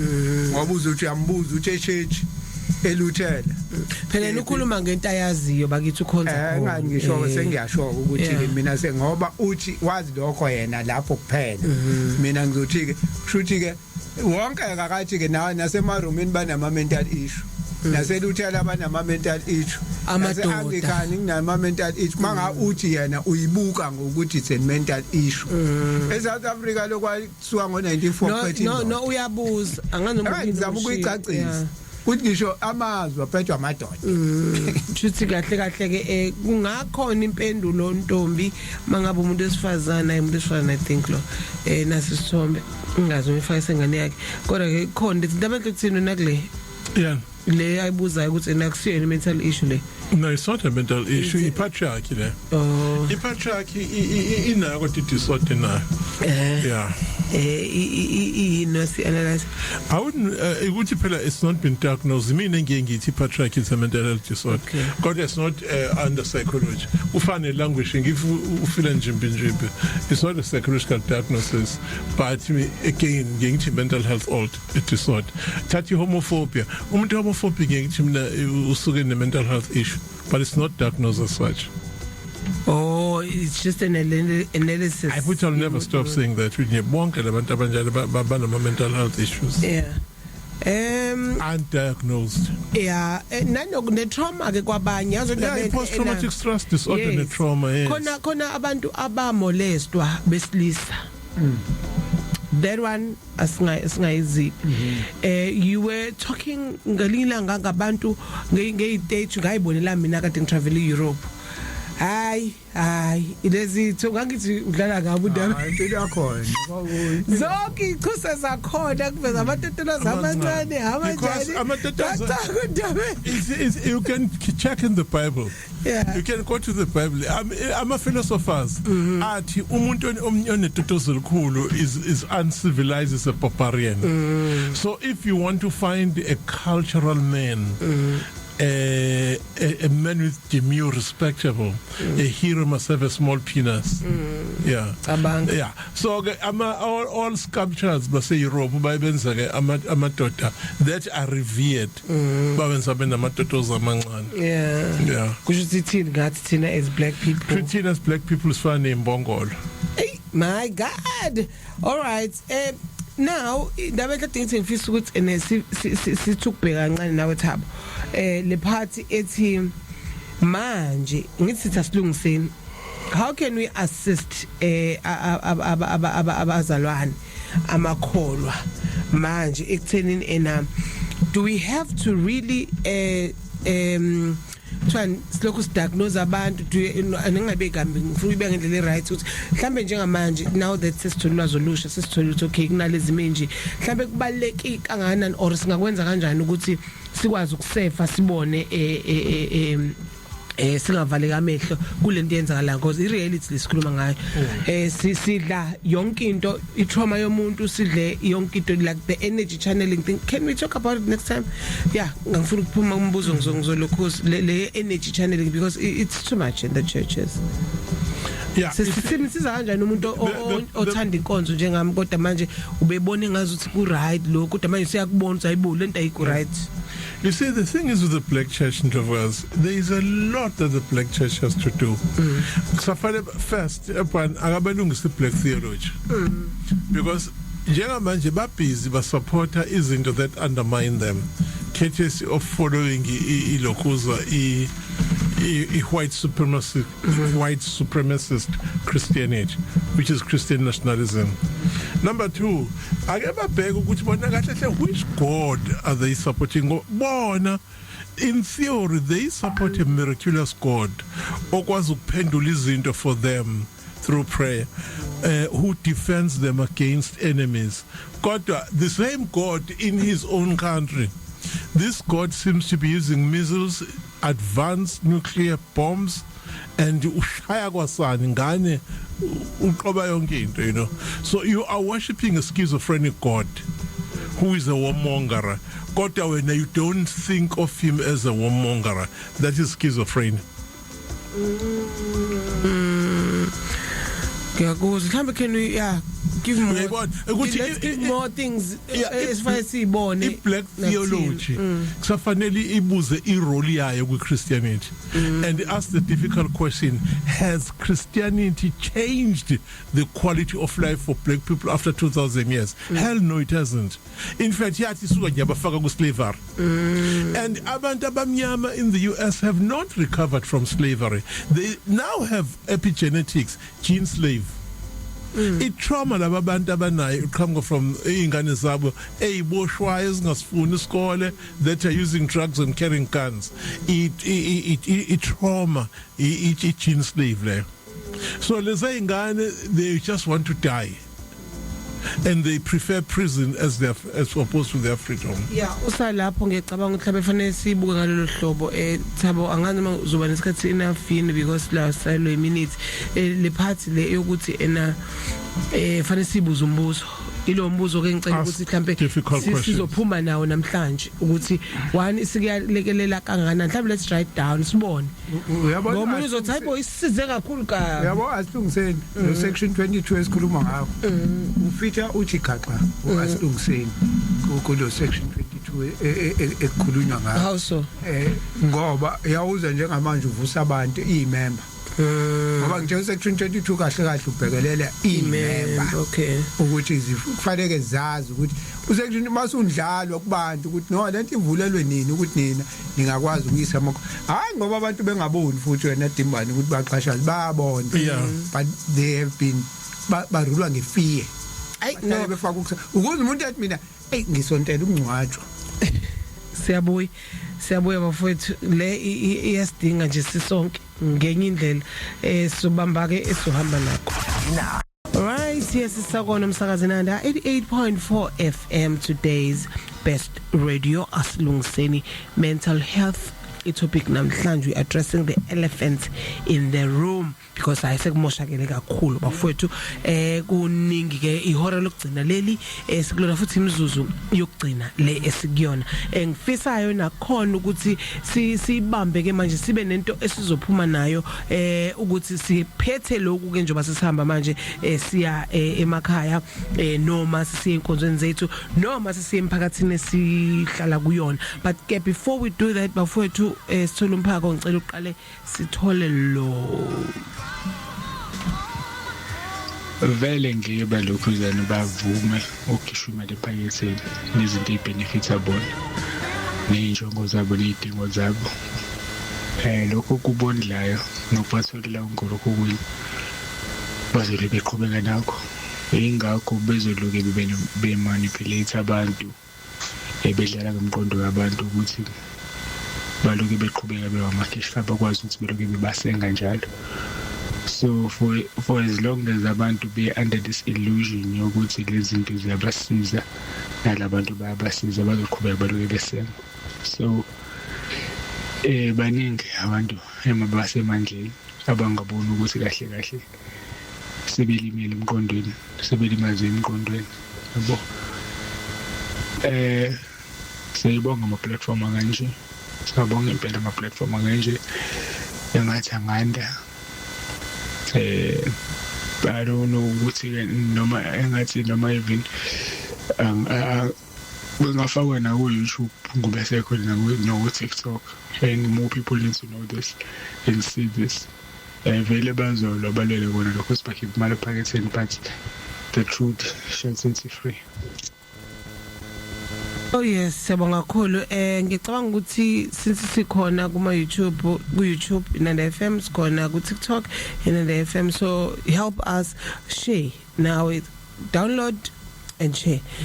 Sikhulume lona leli sonto engathi abantu angazibizwini bonke bangifuna uYouTube la hayibo lapha necomputer athi sikhona ngikhona ama backlog amancane khona izinto engisayishaya kodwa nje kuyalunga. Yeah, ukhona YouTube. Ngizobona ngizojikela selandelana. Yeah, in fact ngingaqala ukuthi nje asilungiseni mhlambe la uzothola khona ulibhalele logama lokulibhala even if ubhala into yakhe iqondene nawo vele nje hashtag asilungiseni ukuze ujwayele ngoba egcineni wonke thina sikhuluma nathi ukuthi whatever information esinayo asilungiseni bafowethu khona la isale khona imbaza sicingeni ke bese siyalungisa. Okay, and abenhle Thabo ngiyacela ke sibe nomphako ke manje yes ngicela sibe nomphako in our heads and our minds. Okay, let's go for Facebook especially mnala kaThulani uthi plenty shares greetings e-studio nayikhuluma indaba mina uphawu sobala nje lwe mental health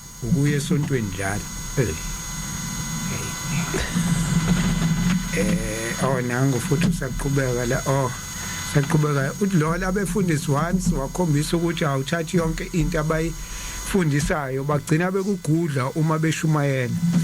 Uma ungazazi ke nawe uzozibona unedimoni wayibeka indaba ubaba umyazo uma ethi abefundisa bamfuna umuntu ophilayo abamfuni ngempela futhi khona elinye ibandla elabizela omunye umfowethu eceleni bamcela ukuthi angaseze esontweni ngenxa yokucela abazalwane bahlanganisele ukuthenga ibhilidi ezofaka imali emaphakathini abantu kuningi ke lokho yabona once nje wafuna wena ayikhulume ukupledge siyapledge yabona nje leyo kukhuluma ukuthi ibandla alibe nento ezoliphilisa lona abafuni nokuyibona manje bese ngiyacakeka ukuthi inganisikhathi ibandla seline business kusebenza abantu bethola imali ngani bazonikela kakhulu imali izobe sebandleni liyakhula kanti kukhula abazalwane financially liyakhula nebandla ngala kufana ngisho ingane zakho ikhula zifundiseke kahle financially kwawena ekhaya uyakhula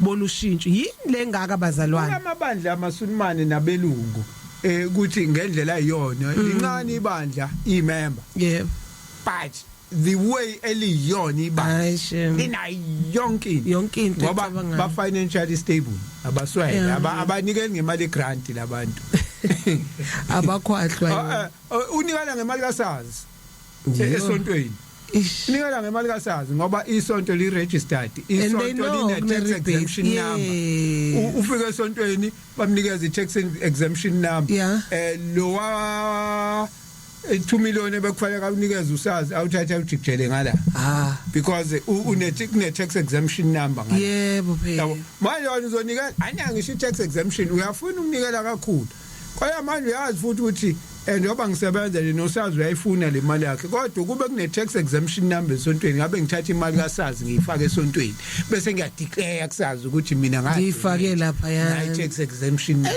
abanayo yonke leyo nto abana ama certificate uthi abatshela futhi abafuni nokuthi imali lento izosiza wena yabona uma kubatshela into ekufaka iyo register into ethile hayi akafuni nokulalela umuntu lento izosiza wena engikuchazela yona ukuthi lento yenza kanje ukuthi abantu uthola imali akafuni nokuyizwa nango sikhumbuzo skills ngubani ukuthi baningi esebehlanyiswa inkole ancamela ukuthi abeke ibandla phambili ube umndeni usalala uswele ikhona ke le inkinga ukuthi ngamani engadliwe ekhaya imali ihamba esontweni mhlabe kushaya mhlabe kutshela ukuthi wema ayanda ndaba othi ngibo ayanda live kwenza buloku bunqamuka kodwa nanku ayanda ndaba when a word is spoken the ears might be occupied but the spirit is listening in due course the spirit will arise. When the word is spoken, the ears might be occupied, but the spirit will rise. Is listening, and in due course it will arise. Ngoba ilokhu ihlala lento ngaphakathi. Uthi abefundisi know the truth, but preach and teach falsehood because it pays. All connected to Rome. Nangu Sphazo Vish Mthembu siyabonga umuntu ufunda kuningi la ekhaya.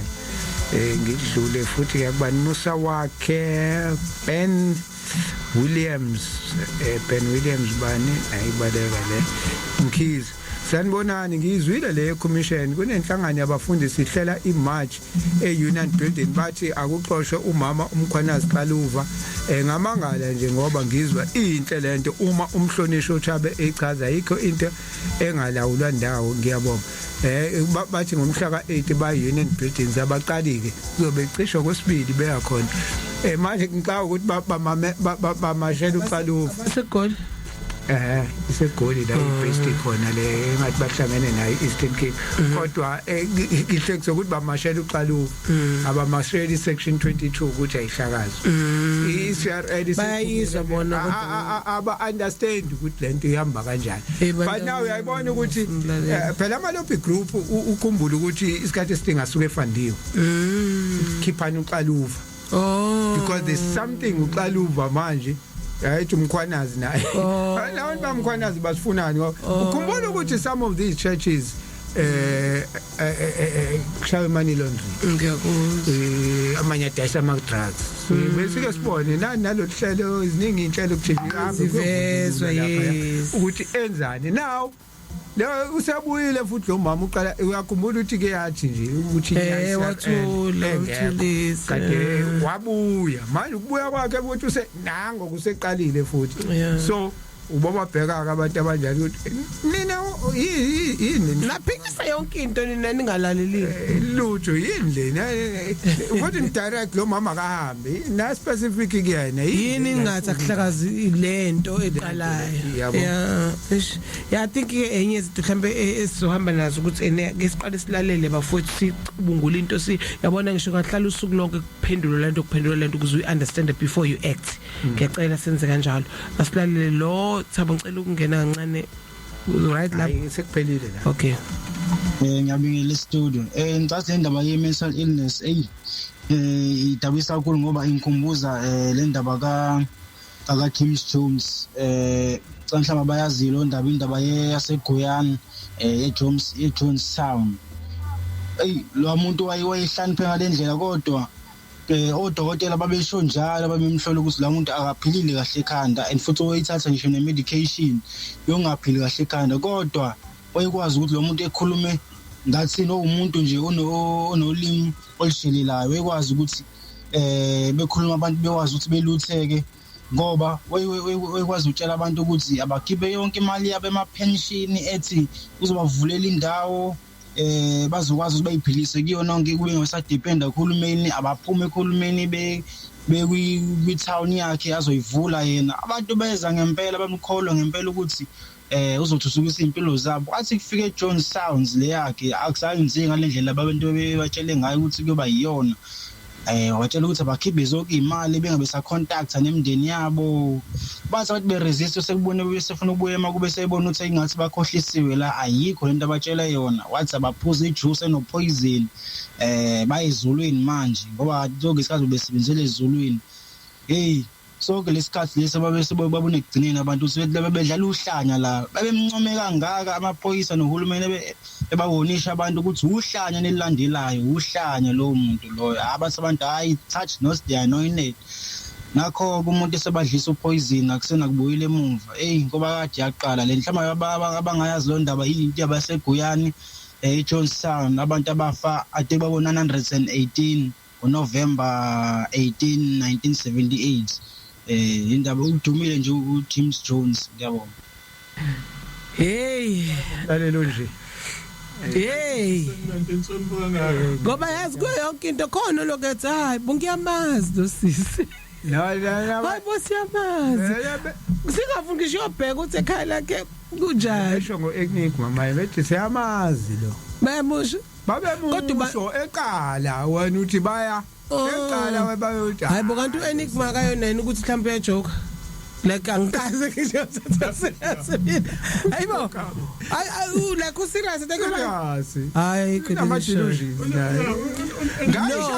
guys khona umuntu wenza content akenza content no ngayisho la ungifundisi hayi phela usebenzisa lo scam so which God said ama Enigmarians believe unabona ngani ngabi lo muntu belethenga imoto hayi ngeke iyaphosisa a lot nje oyibona ivideo ogcina ka TikTok ephumele wathi uEnigma wabala imoto ekaSathane wabala nePolo ukuthi nePolo imoto evela kuSathane kwasha kwacima now omunye umshuthi ivideo ku TikTok iyahamba ngePolo hayi ukuthi ubehlele eceleni idriver uyena lePolo yawo yangu manje wathi iPolo imoto kaSathane odwa iqoqobele kade sathi nala asithungiseni wathi isaqala lento kaEnigma kuthiwa Enigma nazo umtholelani Enigma ngale into ngilalela kabili kathathu ngibothe ayikho imali guys Enigma mina ngiyazi lento angikaze lo yababa ngihlezi ngithi wenza content abengazi kanti ku serious life is serious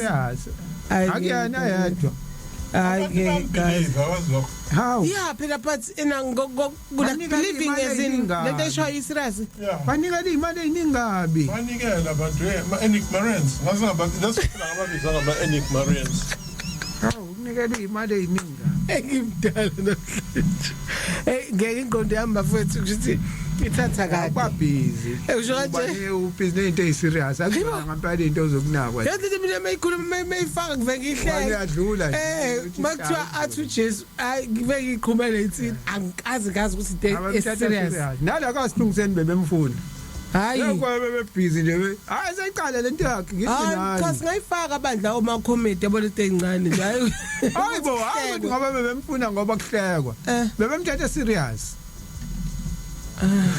defeated. Yeah, I'm so defeated right now. Dabele mhlambe kulemzuzu ekhona nawe eThapha ngiyacela while sesilungiselela ukuhamba ke sikhulumeni ngezinto manje ukuthi serious we are in church like for instance honestly lama voices alokho ethi hayibo siyamazi lo ake siqale mhlambe nami it can be my input leyo ukuthi ake siqale nisibheke ukuthi mabethani bayamazi bathini let us not be ignorant. Don't ignore the signs. Yes, ignorance is a sin ngokukamabhuli. Yeah. Mina Ndlovukazi, I would say Amasonto must have a very strong mental health department, all of them. Yeah. But be careful, bangacabangi ukuthi ama mental health issues is something that they're going to handle for themselves. Ababe brave enough to reach out to professionals and allow the professionals to do this. They must be able to invite clinical psychologists and psychiatrists enkonzweni lizo address yama issues of mental health nokuthi usizo lutholakala kanjani. Many churches are sending an psychologist. Okay, what do you think parts it's in lento bayabathi it cannot be addressed in church because it's during the Sunday session. So yeah, must they do it? Ufundisa usuke ne spiritual low self-esteem lapho. Esaba ukuthi abantu bakha bazomshiya make basindaba. Yeah, so scam. These must be addressed on Sundays where people are there. Isikhathi senkonzo kugcwele namhlanje sizobe sinobabuthi uSamboti uzokhuluma ngeanxiety. Next week kuzobe khona umama uMapule uzokhuluma ngani ngedepression. Ngaleya uma ubaba uMiyezi uzobe khuluma ngani ngeschizophrenia. Hayi ngoba sike saba nenkinga phela ukuthi ezinye izinto address wayikhulunywa on a Sunday because Sunday finally kuvuthwe fanele kuthiwe how do you build, how do you vutha to abantu abangavutha but umehluko wenzeke empilweni zabantu ne sesivuthile bafowethu ingakho ke no asilungiseni waqale kanje hayi sesishunyezwe ake sixoxeni manje sibone siyagubha and siyabonga futhi siyibona ne change enkulu Thabo what you take well yes to concur basho nalabelungu lokho kusho udimba injalo lento ngempela kuyadingeka ngoba kunamasonto sengakhuluma ngawo lamasonto adlule abamba abantu 7 days Monday to Sunday Bible school church choir what khona abantu busy nomculo nje ngoba fanele abantu bahlale be occupied ukuze bangahambi bayothola into ezobenza bacabanga so ngcono ne choir practice nje like 3 days a week Bible study ngalela so abanye ke nje just choir the whole week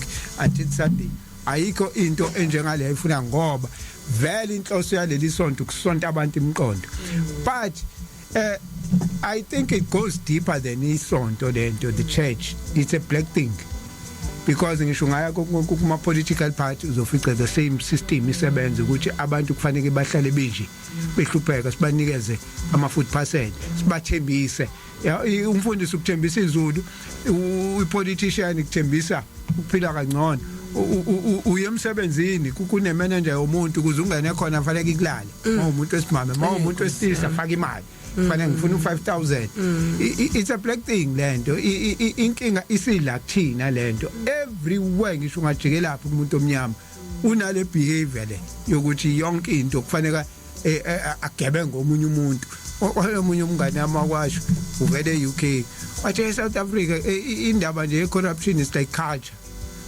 Monga yenze ngathi awuphili wena ngathi unenkinga ngayi uyazi yonke into nje ihamba ngolayini uthi nathi angadingi nje ukuthi ube corrupt bafuna ube corrupt ngenkani mongavuma ukuba corrupt hayi abakufaki nalento yokukhuluma ihleleni indabeni is it not a problem or problematic? Is it not problematic or ayihlangani mhlambe nale mental issue lento yokukhuluma ihleleni sikhuluma simfuno bani and then the next thing was okay akehleke then what ubani lo follow sengayo ayafana bayabheda bonke hayibo sokhuluma sini ke manje ulwela ukuthi akukwehla ubani ulwela ukuthi akusuka ubani enkonzweni ulwela ukuthi ene akushintsha ubani kulesa sikhundla now ubani ofollow sengaye ngani lo follow sengaye ngoba ekuthembisile ekhulume kahle noma ekhuluma kahle noma ufollow sengaye ngama credentials abambekayo ithini into ufollow sengaye ngoba ukhuluma izinto othanda ukuzizwa kuphela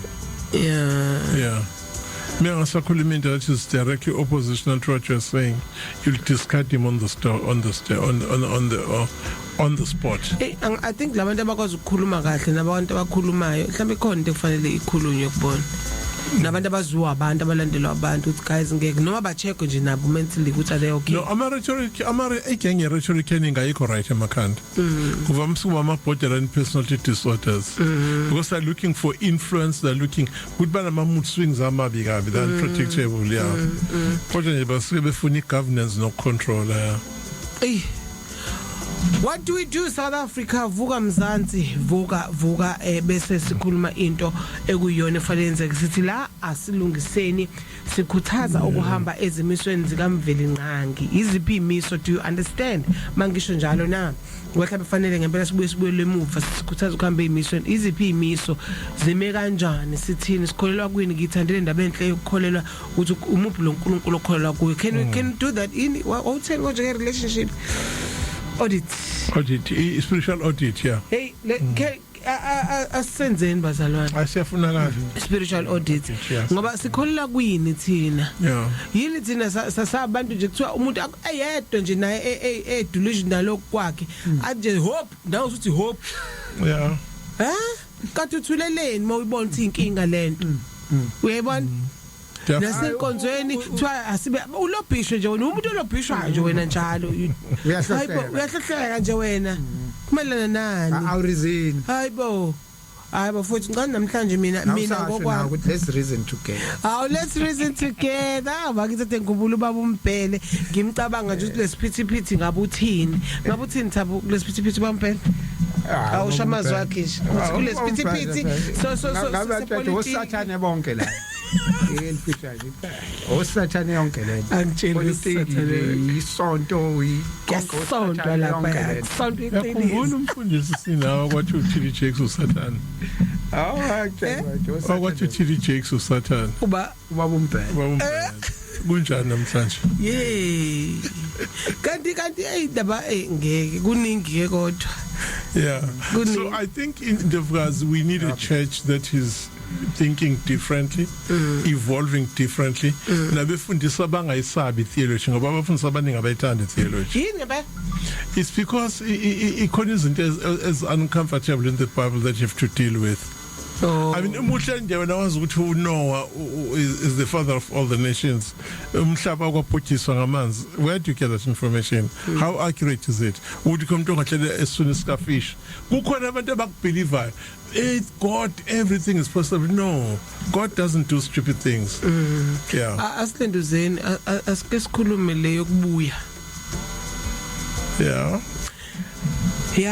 webafowethu next time uma umdala evumile on one Sunday nje la weswenzayo so ikhuluma le energy channeling because lento mental health lento ukuthi thina si delusional lento ukuthi thina sikhuluma izinto sifuna kusizakale thina ukuthi noma kunama offers njoba esho Thabo ukuthi nama offers to build izinto ezokwazi sustain as a church bese kuyaphikiswa kunqatshwe lento ukuthi siya pledge njalo and imali zokupledge zingaboni iphelela there is something wrong in our churches so kubalulekile ukuthi ke sizame uku raise ibhanda benhle lento energy channeling.